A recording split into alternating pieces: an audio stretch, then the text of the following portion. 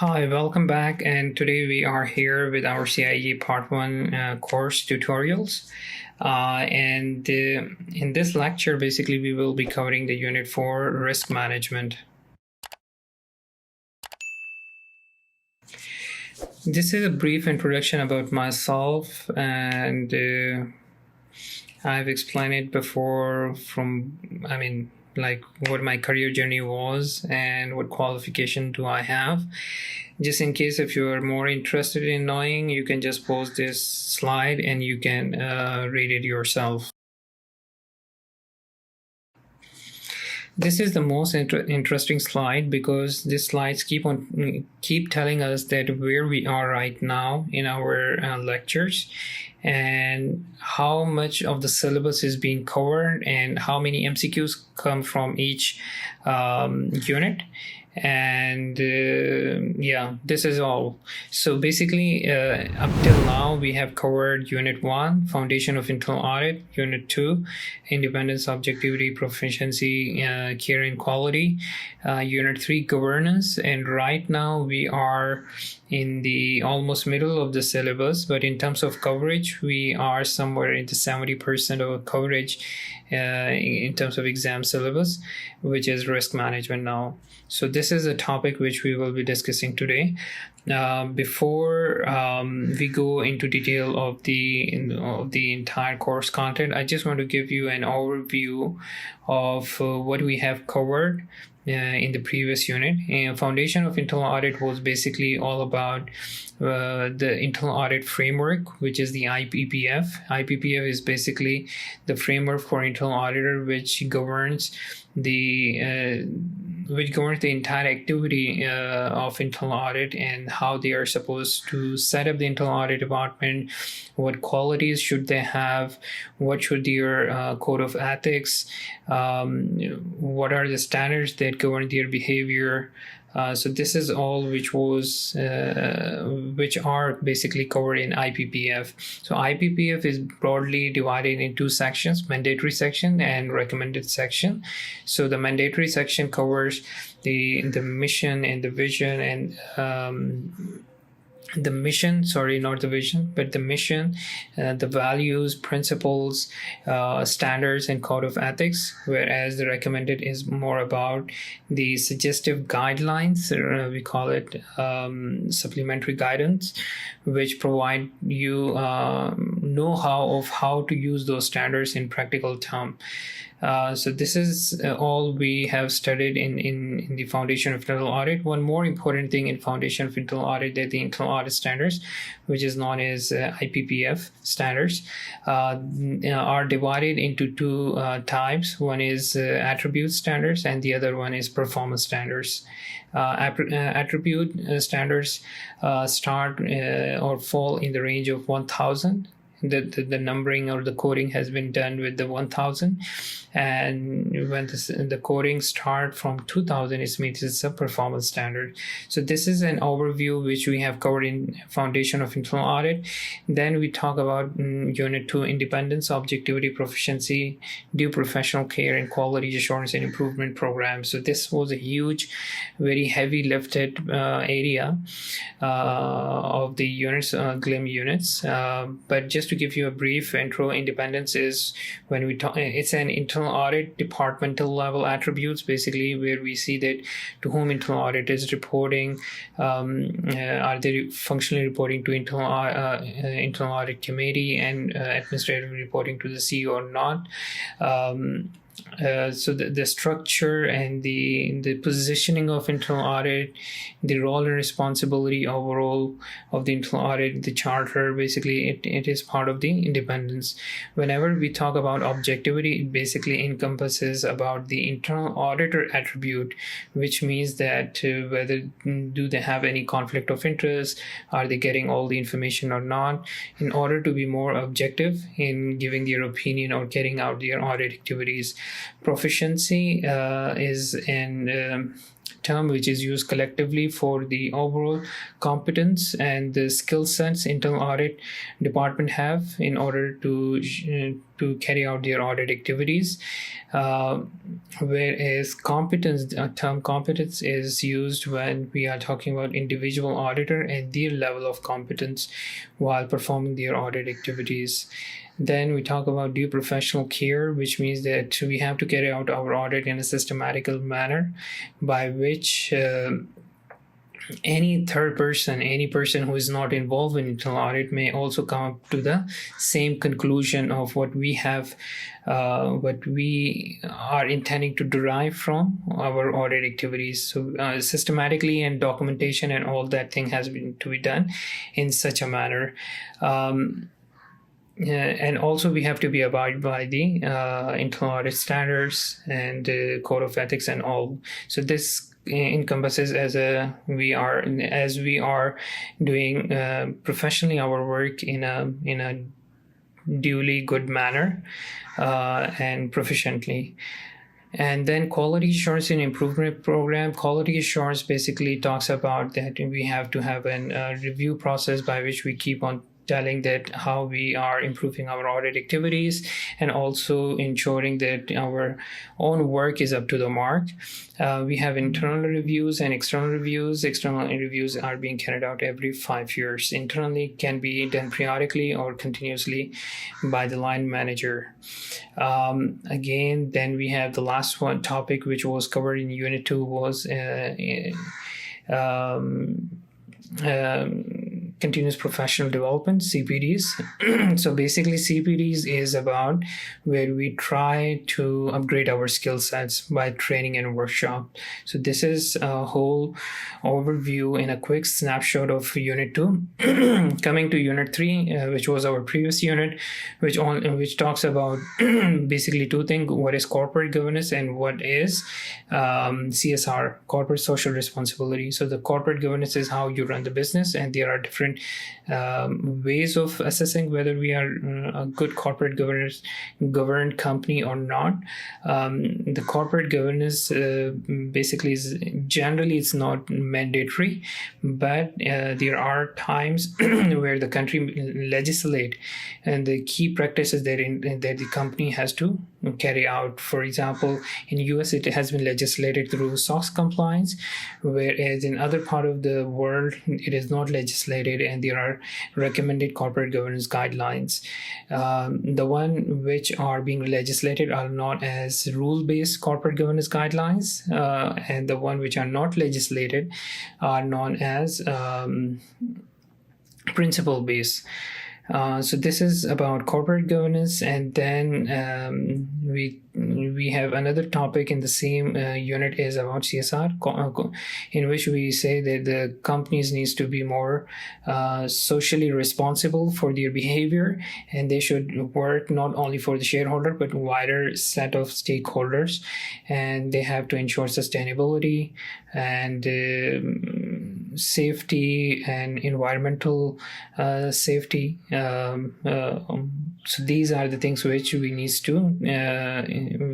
to be mindful about. So and today's our topic is about risk management. It is Unit 4 of the GLIM syllabus, which covers 10% of the entire syllabus. Approximately 13 MCQs come from this. But after the end of this whole unit, you should be cherishing and you should be glad that you have almost covered around 70% of the entire syllabus, and the remaining is very you don't have to take it lightly, the remaining units, but is that the number of MCQs which comes are relatively lesser, and one of the reasoning is because the controls related, a lot of MCQs comes in the part 2 of CIE exams. So they test these kind of skills very extensively in part 2, including the risk management. But here for the first, you just need to know some basic concept and some basic application of controls and fraud risk. So this is all, and let's move on to the next slide.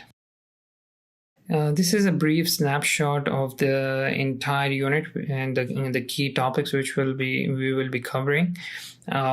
These kind of graphical presentations are very important because once you've gone through the entire syllabus and you just need to have a snapshot of what we have covered, you can just look into this kind of graphical presentation and you can recall your concepts. So basically the entire unit we will be talking about the risk management process in the first section, and the second section about the frameworks, that what are the models that we are using for risk management. Three basically models which has been covered in this unit is COSO ERM, ISO 31000, and Turnbull. Turnbull is they just give a brief description, so there wouldn't be any as such. I'm presuming any MCQs will be covering, but the more core which you have to extensively cover is COSO and ISO 31000. So this is overall. Here we are with the first section of risk management process. So before we go deep down in the what is risk management process, it is important to understand the first thing, that what is risk. So risk is to be considered as any possible event that may have a detrimental or adverse impact on the towards the organizational achieving their objectives. So those events we consider as risk. In risk management, basically what we do, that we identify those events, we assess those risks, we try to manage and control those events in order to ensure that the organization is able to achieve its objective. The internal audit, basically, even part of the internal audit definition is that to enhance the risk management process within the organization.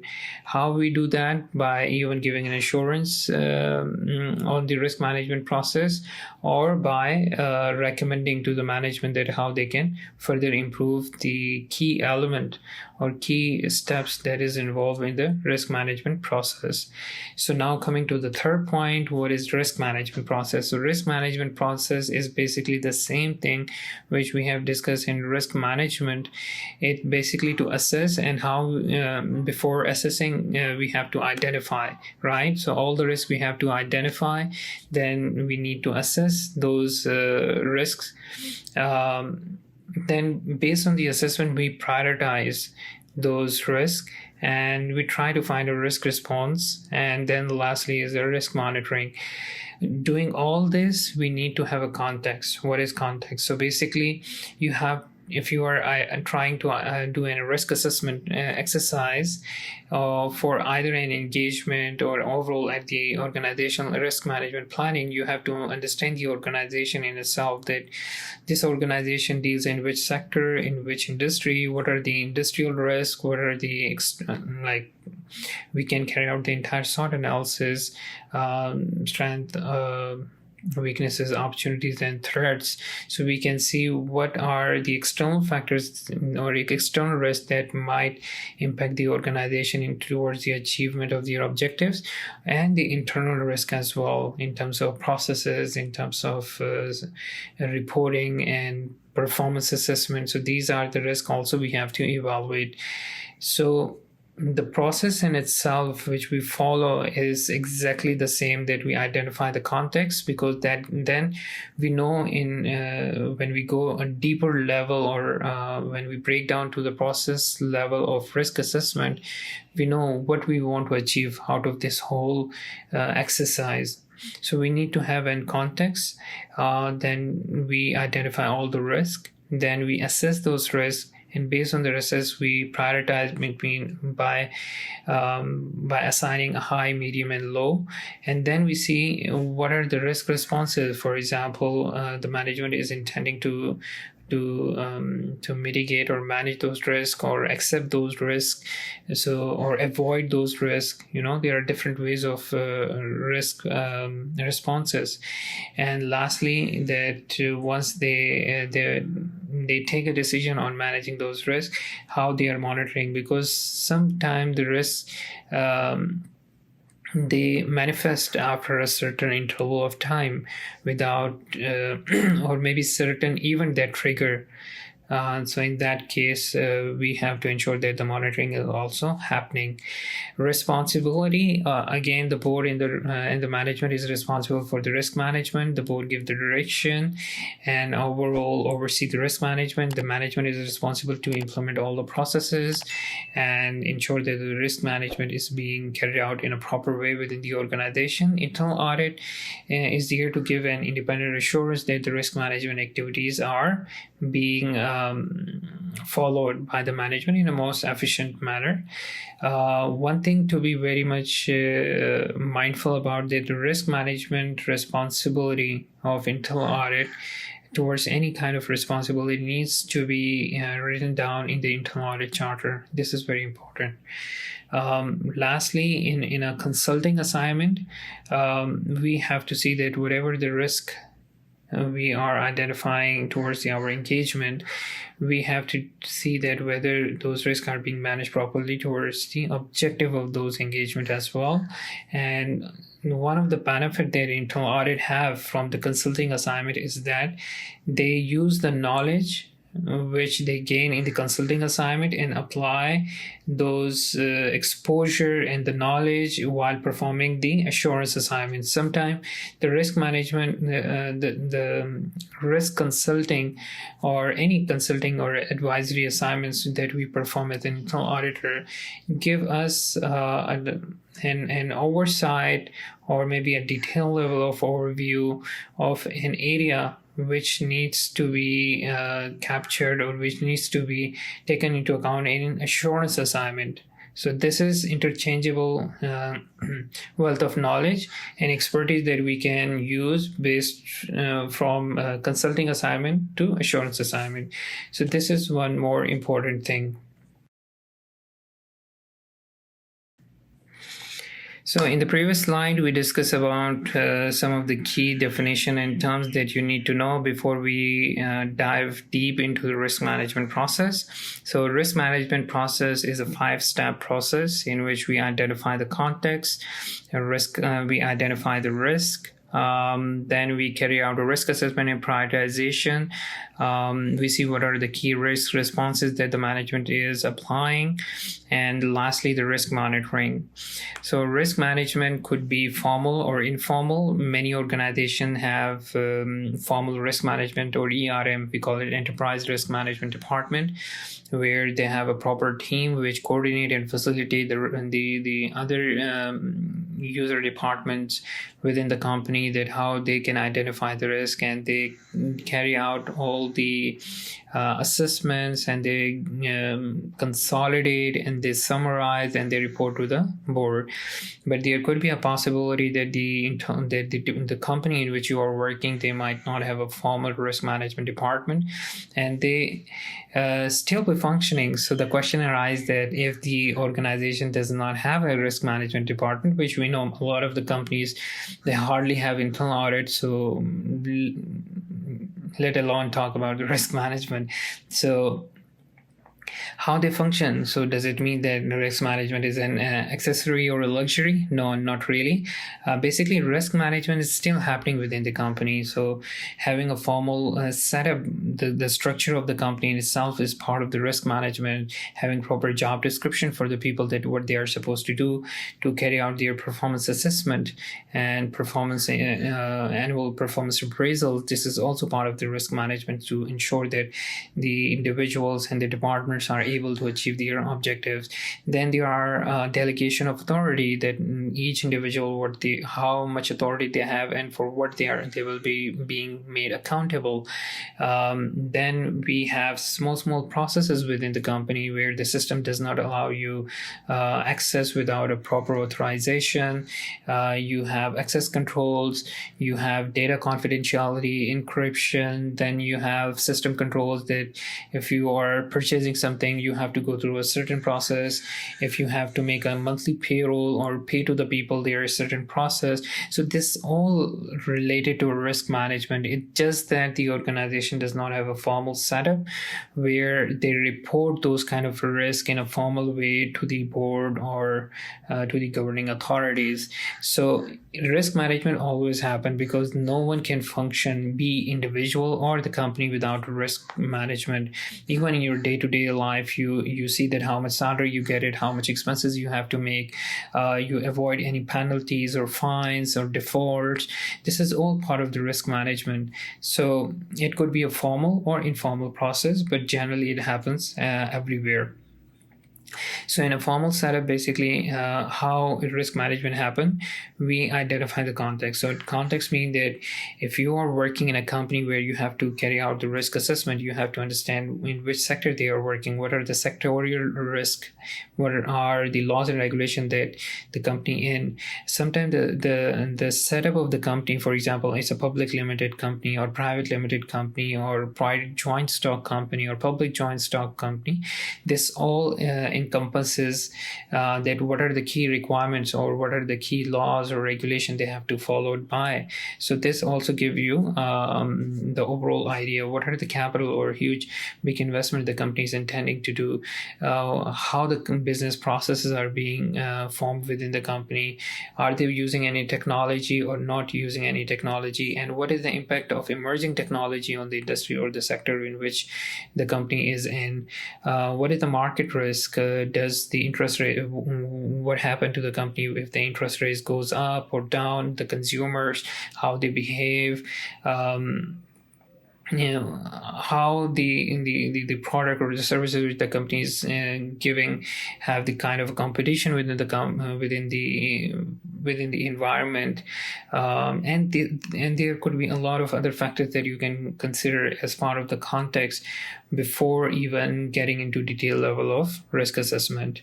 Risk identification you can do either first of all, you have to see external and internal risk. So in the context, generally, you see from the external point of view and see and evaluate that how those external factors will impacting your internal processes. So risk identification could be from internal and from the external way as well. It could be past or future events. So in the past, there might be possibility that there were injuries or delays or customer complaints, or future event might be that the expectation of the customers, the new regulation might be coming. So these kind of things that you can know in terms of risk identification, by which you identify all those events and to make your risk depository. You can also carry out questionnaires by which you send it to the different individuals within the company, maybe head of the department or one level down to the manager, or maybe to each individual employees, in order to understand that what are the key risks according to them in their process. And they are the best people to tell you because they are the one who carry out the work activities day to day. So this is one of the ways of by which you can also identify risk. Escalation triggers. So again, if there are escalations and event that causes, for example, machine breakdown. So these are the escalations by which we know that the production line will be disturbed. There could be other possibility by which the individuals or the process escalates certain kind of risk. So that could be also an input to your risk depository. You can carry out workshops through which by you can allow different department units to come, and then you brainstorm with them and ask them different questions, and in a formal setup you try to identify what are the key risks and document those risks. You can conduct interviews one-to-one. Process flow is a very good way of identifying the risk, by which you map down the entire process and evaluate that is there is any loopholes within the system or not. Loss events or sometime injuries reports or these kind of reports are very important, because this also gives you an indication that what are the key risks involved in different kind of processes or within the department. So these are all the ways by which you can identify all the key risks within the company. Now moving to the third part, risk assessment. So risk assessment is basically where you see what is the likelihood and what is the impact of the risk. So likelihood is the frequency, that how frequently that event can occur, and what is the impact, that how much exposure that can cause in terms of loss of reputation, in terms of fines, or in terms of losses. So these kind of things you can identify. It could be qualitative or quantitative. So qualitative risk assessment is basically where you come up with the numbers, and quantitative where you just give an average, or just you say this event is a high risk, this event could be a medium or a low risk. Quantitative is more suitable in financial sectors, financial services, because they are being even very closely monitored by the regulators, because it's involved a lot of money and stakes.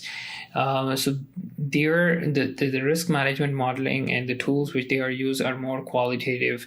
However, despite that, they have to use certain quantitative measure as well. And then going to risk modeling. Risk modeling is same, that whether you allow your risk assessment in a model by which you can give each risk high, medium, low, or a number 1 to 5, or these kind of assessments which you can perform. I generally prefer high, medium, low, because for me, even no matter how numerically you could be, you try to come up with a number to identify a risk as a high or medium or low, it's still subjective. There is still a lot of debate that can happen. And also, when you are internal auditor, you want to execute the audit rather than just spending your whole time in doing risk assessment, because risk assessment is important, but there should be a balance between how long does you take in your annual planning process. It shouldn't take 2 months to plan your audits and then 10 months to carry out, right? So therefore you have to strike that balance as well. Risk response, whenever we talk about risk response, that how the management behave, or what are the controls they want to place, or how they want to manage those risks. One thing is very much important, which we will be discussing the next slide in detail, that what is the risk appetite and risk tolerance of the organization, right? Because that is the gauging point by which we say whether this risk is high, medium, or low. What are the key controls that has been placed? Control risk is one important thing, that where the control is placed but it's not effective. For example, you put a lock on the door to safeguard the assets or whatever valuable things are in the premises, but you keep the window open, right? So in that case, the control is not effective, because the door is locked but the window is open, so the thief or any wrongdoer can come and jump from the window. So this is one more thing you have to see. Residual risk is that despite applying controls, we still left out with certain kind of exposure. For example, if you put a valuable into a vault, then what if the vault is being broken down, right? Then you can put in a room. What if the room door can be broken down? What if you making sure and try to restrict the access to the building? What if the earthquake comes? So there will always be a negligible or residual risk left over after placing the controls. What we have to ensure as an auditor or as a risk practitioner, that we strike a balance. There should be a cost benefit analysis. So our controls should not oversee the benefits, in terms of the efforts, in terms of the time, and in terms of, so it should not defeat the purpose.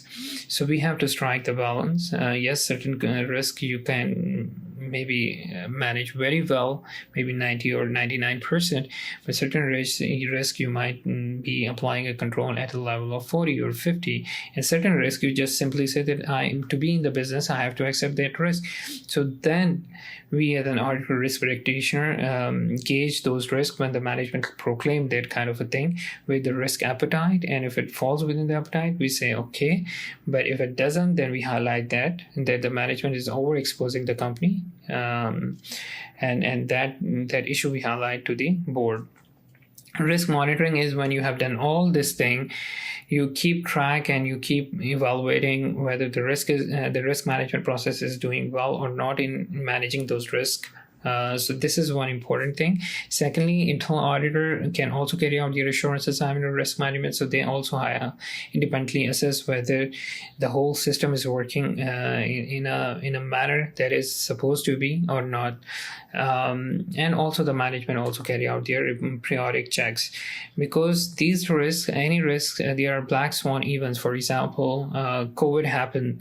No one knew that the mobility would be so much restricted. So these kind of event can trigger a huge risk for the company, and so therefore we need to keep on monitoring those kind of risk. So this is overall description or brief explanation of the risk management process. This is very important slide because this is one of the key critical component of risk management process, which is risk appetite. Risk appetite is basically, in simple words, that how much risk the organization is willing to accept. Risk tolerance is that the organization does not want that risk, but it can still absorb the shock. But beyond risk tolerance is unacceptable risk. Just to give you an analogy, for example, if the speed limit for any highway, especially in Dubai, for example, if the speed limit is 80 kilometers per hour, that is a desirable speed limit which is being mandated by the law, which comes under risk appetite. From 80 to 100, basically there is a grace speed in Dubai by which you can still accelerate, and the camera will not detect you, but that is mainly used to overtake another car. So they give you that grace limit, which is risk tolerance, which is not desirable to travel in that, but just in case if you want to overtake a car for any purpose, or if you just miss out that your car has been accelerated beyond 80, you still have a chance not to get a fine.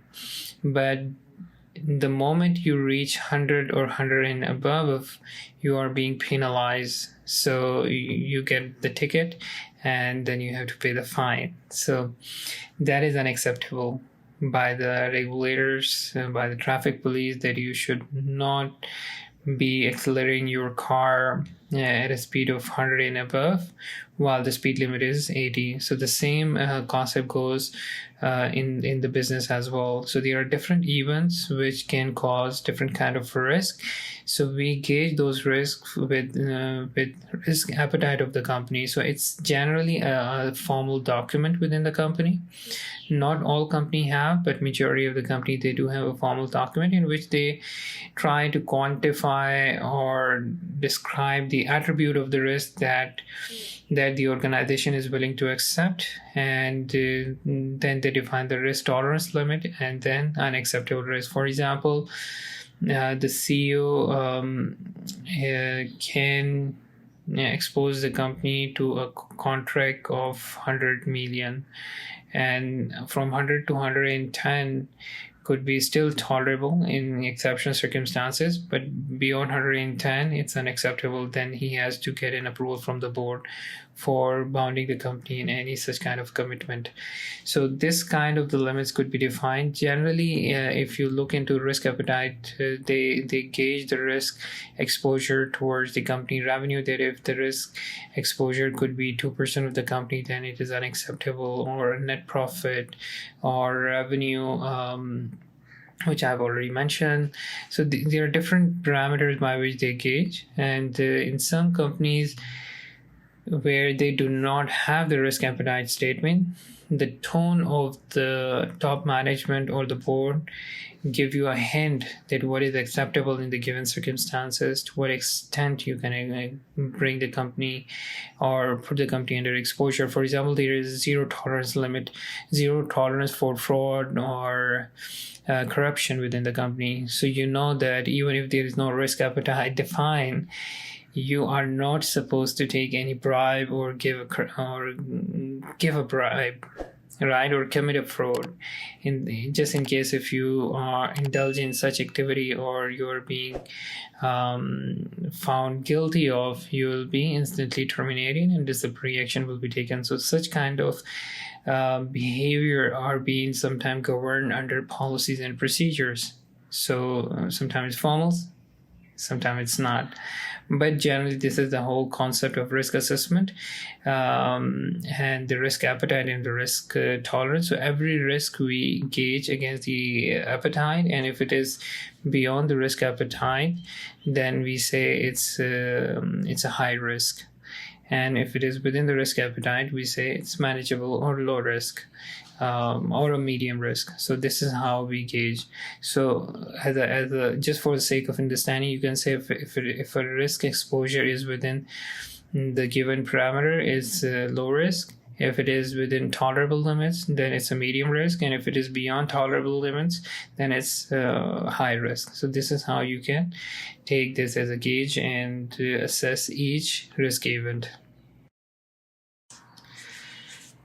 COSO ERM framework. This framework is very much important because this is very widely used. So in risk management, you will generally find two types of framework which are widely used. One is COSO ERM, Enterprise Risk Management, and the second one is ISO 31000 Risk Management Principle and Guidelines it provides. So these are the two very important. Before going into the definition and the benefit and other details and what is COSO ERM framework, it is important to understand what is a framework is all about. So basically, as we have discussed in our in the earlier slides as well, that risk management in itself is a process by which the organization ensures that all the key risks are being managed in a way that the organization is able to achieve its objective. So this is the entire purpose of risk management process. To give a systematic approach to a risk management process, there are multiple frameworks that give you a guideline that how you can navigate this process, or what are the key elements that you should be more focused in your risk management process. So there are different people or different institutions who sat together in order to come up with the best idea that how you can manage the risk. One of the model that, or one of the concept that has emerged was a COSO ERM framework. So this is the one which we will discuss in this couple of slides. And there is another one as well, ISO 31000. Then there is a Turnbull, and there are multiple others. You might also be aware in a financial institution, there is a framework used as a Basel 1, 2, and 3. These are financial risk management frameworks. So there are multiple types of risk management framework. In COSO, in COSO ERM, what is the most important thing is that we have to integrate and embed the risk management process across the organization. It gives you a portfolio view where where each and every individual, first of all, responsible for risk management of the respective responsibility or area of competence or area of responsibility. And secondly, the thing which you have to understand that our ultimate objective is what? To achieve the organizational objectives. So that we have to achieve by encompassing or by incorporating the risk management even at the very top level, at the strategy level, at the business objective level. So it has to be very much embedded within the veins of the entire organization risk management. So this is the crux of the ERM COSO framework. Let's go quickly into the definition and key terminologies, and then I will try to explain it to you, to the model in itself.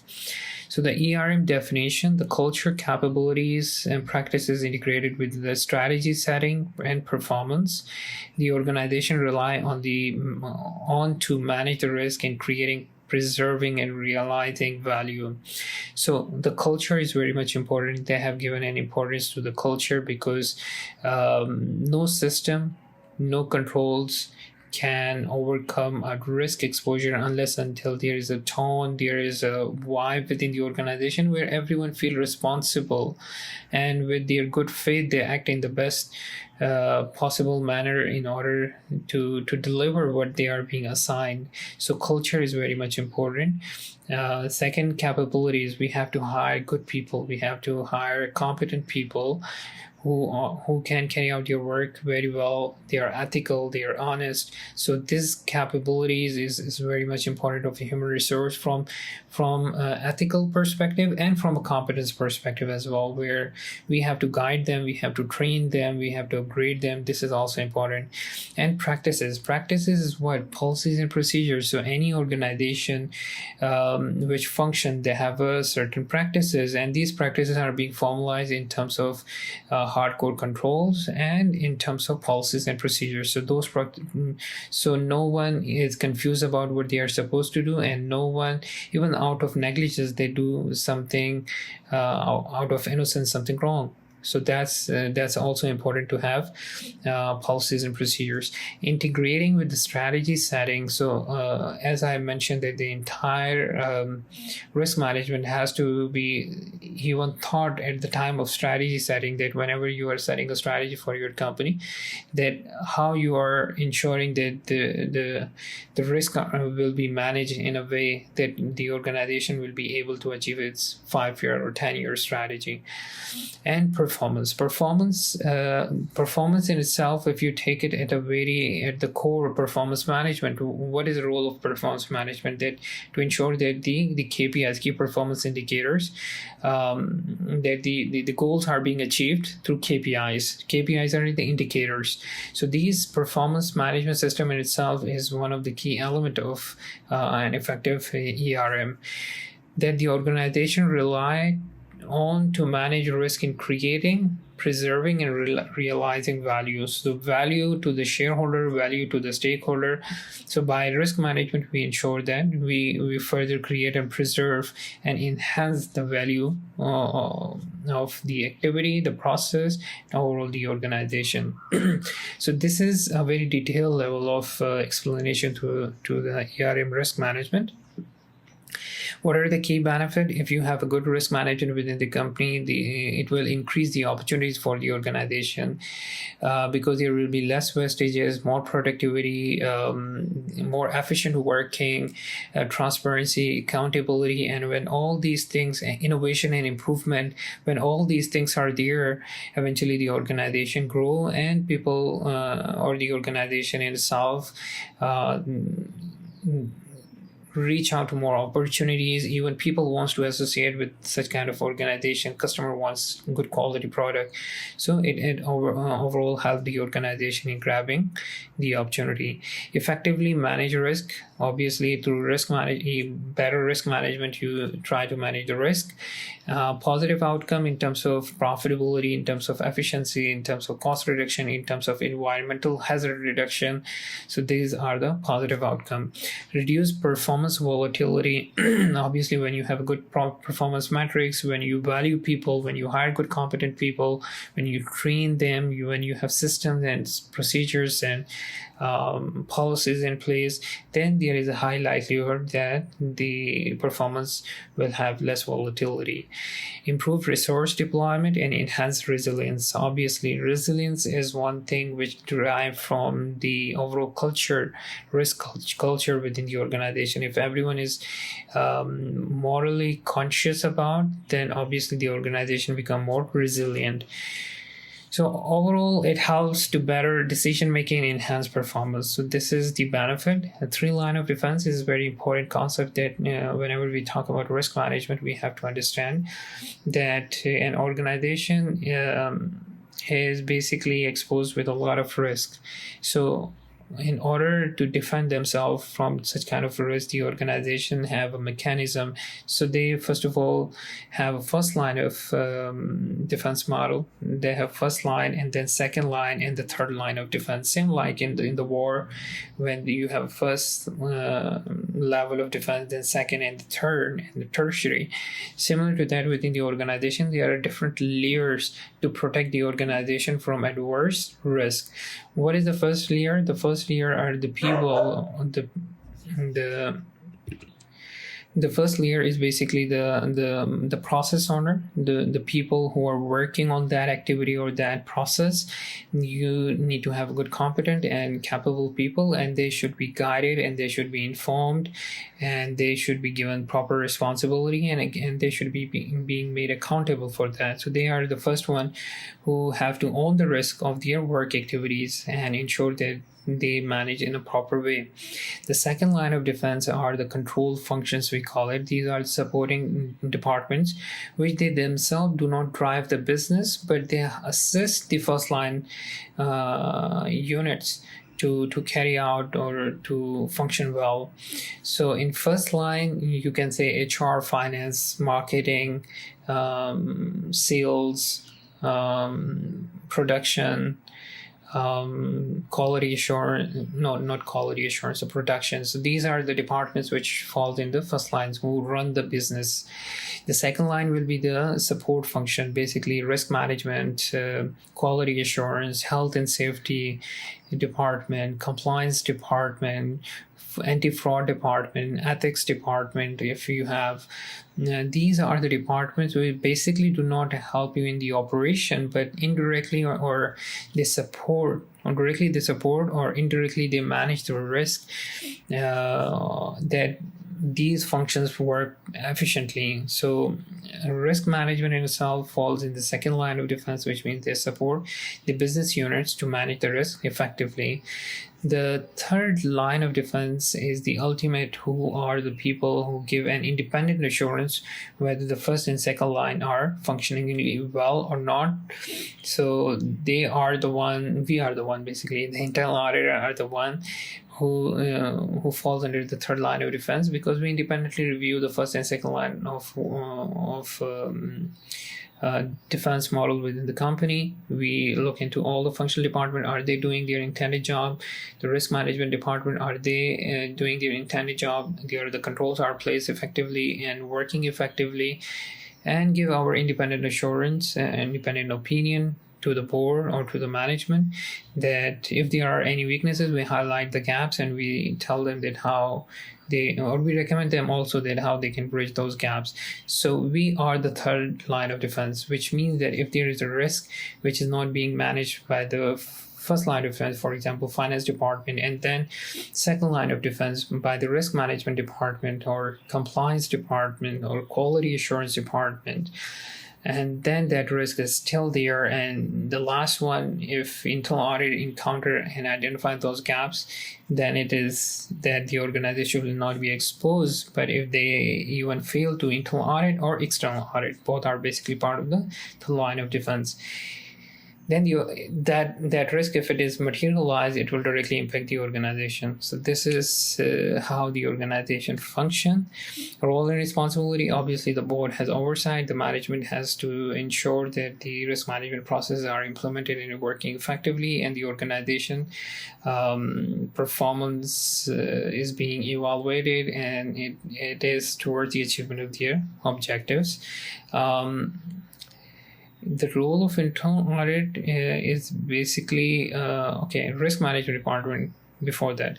Risk management department, what is their role? Their role is basically to facilitate and help the first line of defense to identify the risk and to consolidate in a way that they come up with the all respective risk which belongs to their department.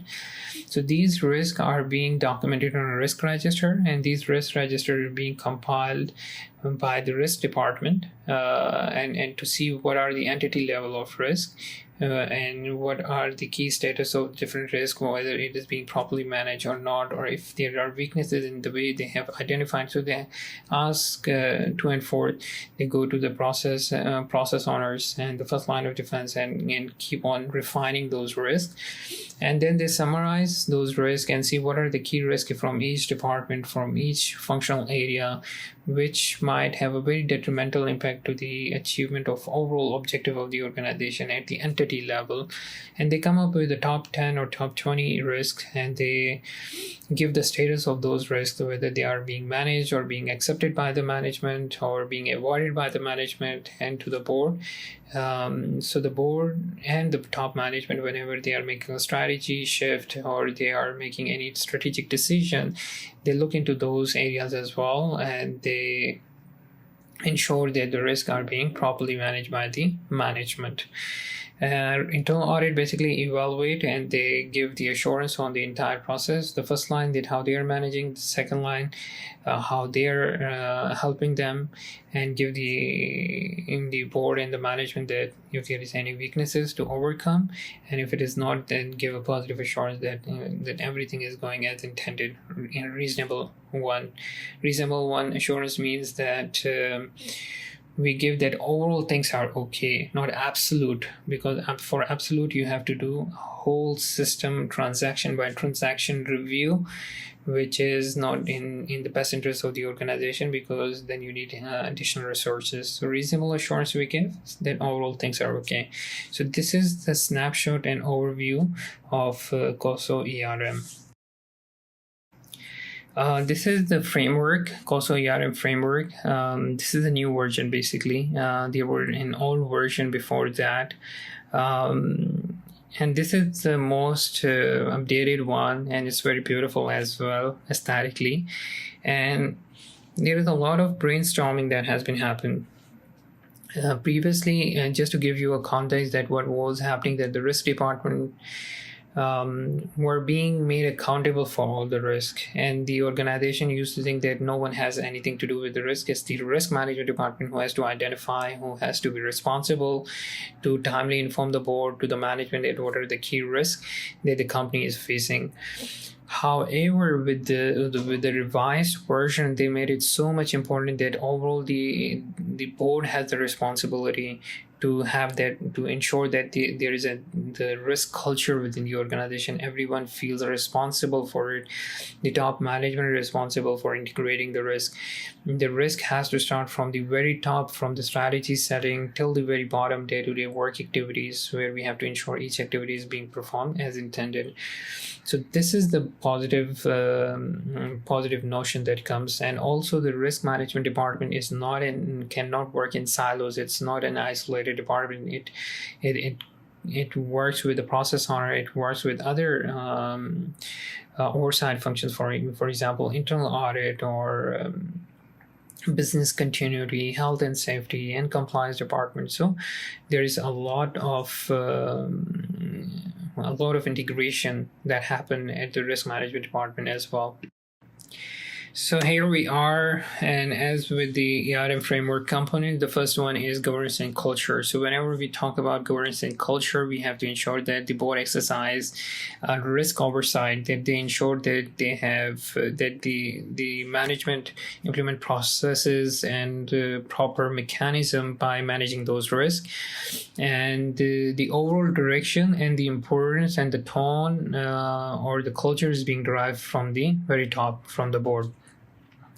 In order to give more oversight to the risk, the board in itself also form a risk committee, which comprises of some of the members of the board, which directly, or the scope of those risk committee is basically to look into each a detailed level of risk management activities within the company and what are the key risks and how they are being managed. So this is how the board exercise their oversight. Also, the board form audit committee, which is responsible to to ensure that the head of internal audit carry out, or the internal audit department carry out audit activities and give an assurance on the risk management process within the company, and also to give the assurance that how the overall risks are being managed. So this is the role of the board. And also the operating structure is very much important, that how the organization is being structurally being implemented. For example, there is a board, then there is management. Within the management, the CEO, and then we have the head of the department, then departmental managers. The role and responsibilities are being defined. The delegation of authority has been properly defined. We have an independent internal audit department which report directly to the board and administratively to the CEO. There are proper KPIs. So this is all part of the governance and culture. Okay, and demonstrate commitment to the core values is basically means that whatever the core values of the organization is, that everyone is mindful about, and they ensures morally and technically as well through the system or process that those values are not being breached. One more important element of the governance and culture is to hire good people, to retain them, to provide them trainings and development. And by this, we are also ensuring that we have a very good resilience within the organization to face any unforeseen challenges and to be more resilient towards those challenges.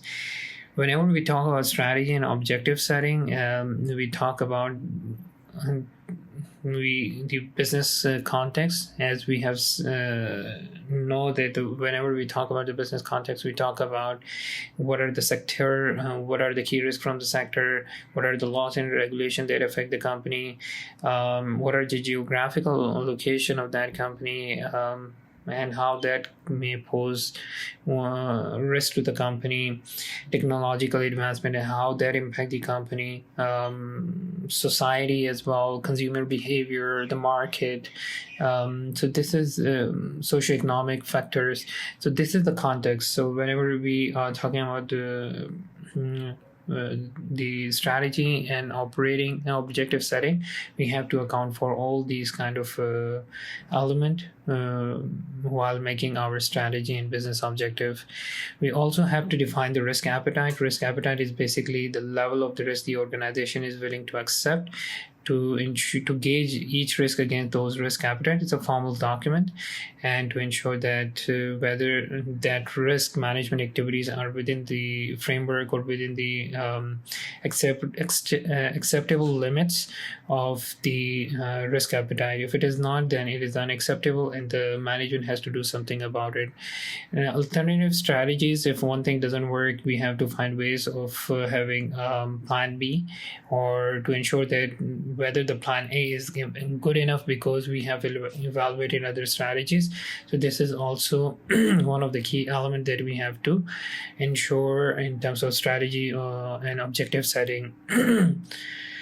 In terms of performance, we have to identify all the key risks that can have a detrimental impact to the performance of the organization, see the severity, the likelihood, and the impact of those risks to the organization, and prioritize what are the key important risks that needs to be managed very quickly and that need to be managed in a normal course of work.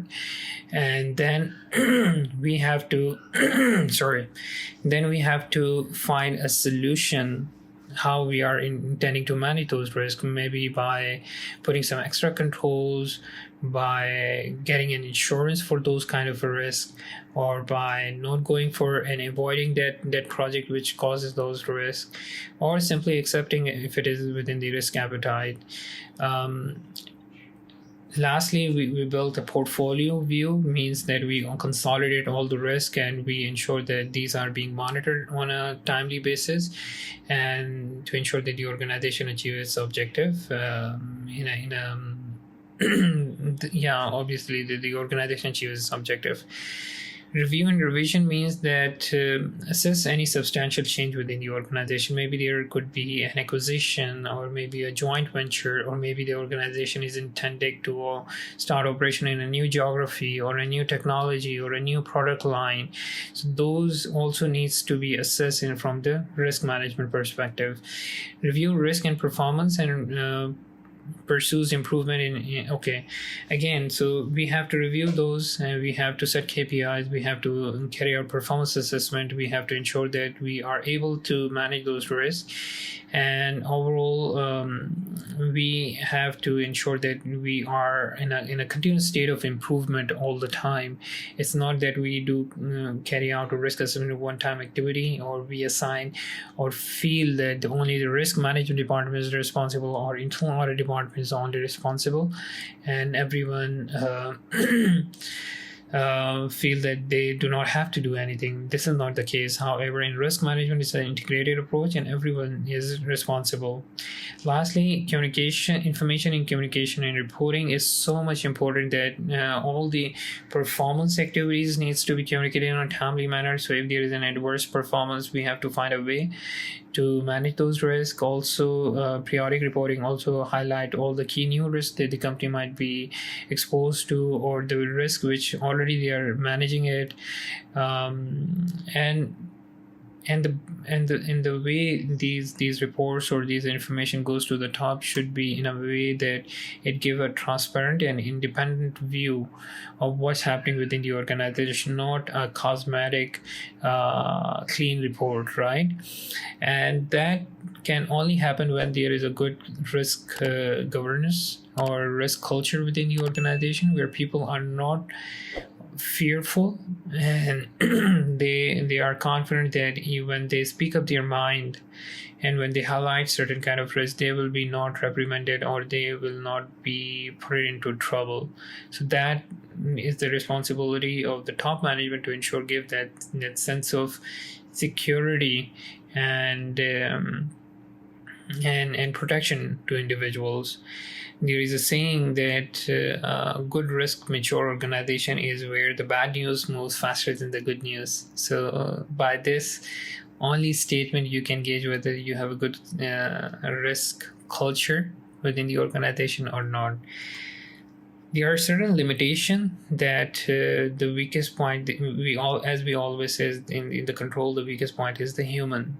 So human can make false judgment, human can be biased, human can have a wrong intention. So the thing which can harm is the human element in the risk management. Cost benefit analysis, obviously if the cost of a control is more than the benefit, then we have to compromise on that control. Simple errors or mistake, collusion, simple error can happen. Collusion is where two or more people combine together to do something wrong. What else? Let me see.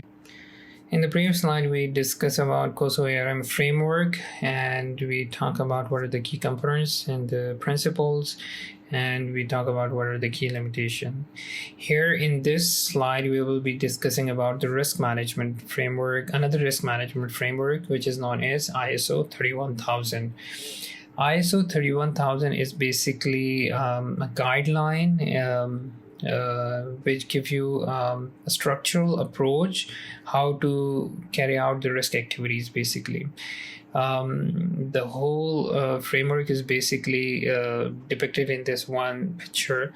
It talks about that whenever we are doing it in risk management activity, we have to ensure that the scope, context, and criteria needs to be taken into account. Scope, that what is the engagement scope for which you are doing a risk assessment.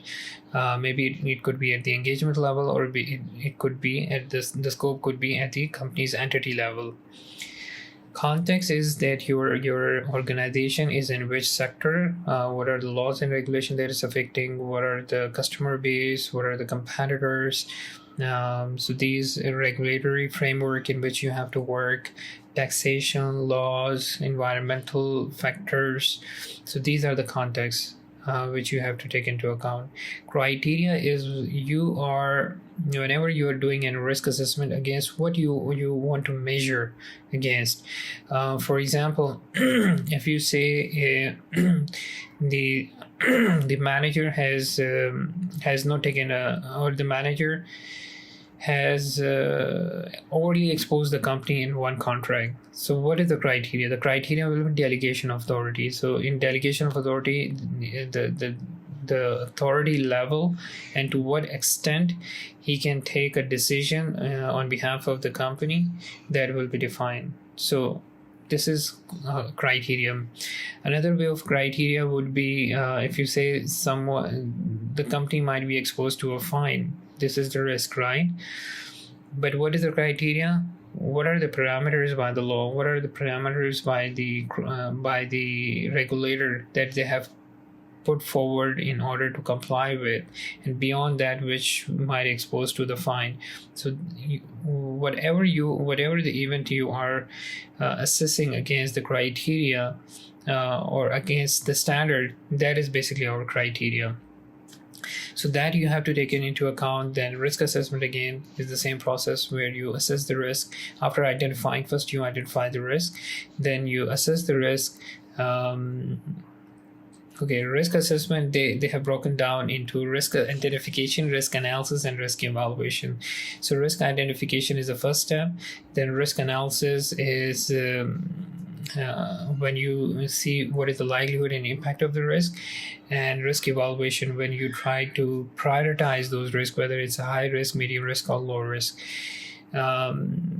Then the risk treatment. The risk treatment is basically whether you want to accept the risk, whether you want to avoid the risk, you want to place the controls. So how you are managing those risks. So that is also needs to be taken into account. Then there are three things which we have to ensure: that recording and reporting should happen. Top down and bottom up. Communication and consultation should be embedded part of the risk management process. Monitoring and review should also be embedded part of the risk management. And this is the whole process which is being given as a guideline by the ERM risk management framework, ISO 31000. Let's go quickly to the ISO 31000 framework. So it basically has three components: principles, framework, and processes. The principle talks about that the entire risk management activity needs to be integrated within the organization. It cannot work in isolation where only the risk management department, you presume that they are only responsible for the risk management. However, they are the facilitator. Each and every individual within the company, from the very top to the very bottom, everyone is responsible for risk management. So that integration we needs to have, and also the integration from that the risk management should be taken into account at the strategy level, at the objective level, at the departmental objective level. So throughout within the organization, the risk management in itself needs to be very structured, systematic, and organized, and comprehensive enough for everyone to understand. Every organization is unique in itself, so the risk management activities needs to be customized and tailored bespoke to the nature of that company, without compromising on the key fundamental elements of the risk management. Inclusiveness, obviously, where we have to take into account that it belongs to the company. Dynamic, it change with the organizational change, based on the best available information, that all the information that's flow within the organization like a blood should be best available information. Human and cultural factors need to be taken account, and lastly there should be a continuous improvement. So these are the key principles of a good risk management activity. Framework components are that leadership and commitment tone at the top is very much important. The integration between and everyone should feel responsible for. That is very much important. The design and implementation, evaluation, and improvement of the entire risk management system is also part of the key core component of this framework. And when we talk about the process remains the same: communication, consultation, scope, context, criteria, risk assessment, risk treatment, monitoring and review, and recording and reporting. This all needs to be part of your risk management activities within the organization. Whenever we talk about auditing or risk management activity within the organization, we can take these principles and see whether these principles are being followed by the risk management activities or risk practitioner within the organization or not. There could be another approach by which we take our audit activity by ensuring that the process of risk management is being followed or not. And the third way of doing an audit of risk management is by maturity model. So capability maturity model is a 5-step model, and there is a new version of the same model which has 0 in the start. So from 0 to 5 or 1 to 5, you gauge the risk activity based on its maturity, that to what level the organization risk activities are. And the way is you keep these frameworks in front of you and see that how many activities of these frameworks are being followed and managed and repeatedly being followed by the organization, and if there is a continuous improvement that is being followed or not. So these are the 3 main different way of auditing the risk management activity. One thing to keep in mind, if someone asks you that what is the best risk management framework that should be used, there is no best or worse. It depends on the organization, it depends on you. So all the frameworks are good. Some people use ISO 31000, some people use COSO ERM, and some combine these two, and some use even there are Turnbull and some other framework, risk management framework, that is being used by different people. So there is no best thing, as we have discussed, that it whatever best suits to you and your organization and the culture that you can adopt in terms of risk management framework. So this is there are 2 more risk frameworks, Turnbull framework and COVID ERM framework. As I've mentioned before, that there are multiple types of risk frameworks, so you are free to choose whichever you like. There is no best one option that you can choose from, but you have to just look at your organization and whatever just fits to your culture and your comfort that you can use. The 2 most famous ones are the COSO and ISO 31000. Some people use a technique that they use some component from the COSO, some component from the ISO. Some people separately only stick to COSO or ISO. There is another similar to that. There is another framework called Turnbull framework. This is basically devised by a committee which was set up by the Institute of Chartered Accountant of England and Wales in 1999. The main focus of the previous 2, COSO and ISO, is on risk. However, Turnbull is more emphasized on the controls. So the outlook of the framework is more inclined toward controls.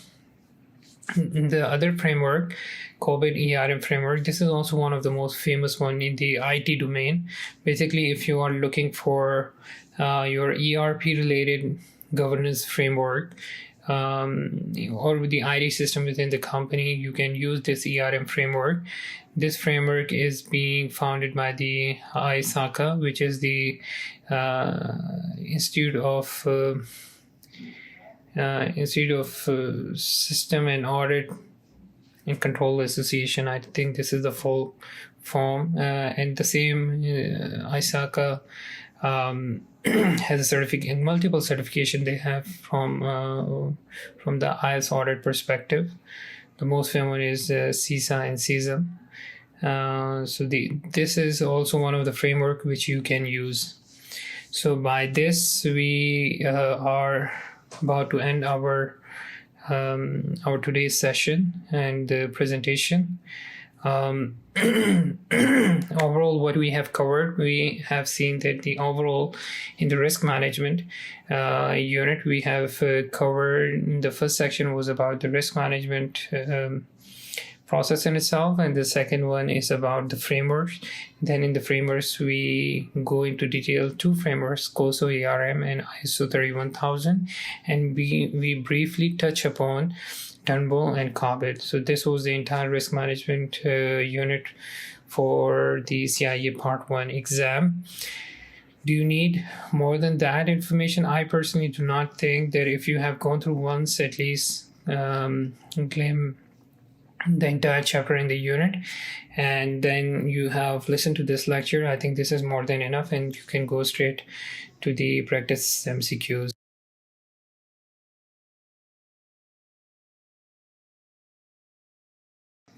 In the end, I just want to thank you for your time and patience, and hope you benefit from all these lectures. And do let me know your feedback in the comments, and let me know if I can be of any help. Please do subscribe to the channel, and like and comment as well, and also share with people that you believe that it will benefit them. So just to be part of that good gesture which I'm trying to accomplish by putting all the lectures videos on the YouTube channel, I hope it will benefit, and hope to see you in the next video.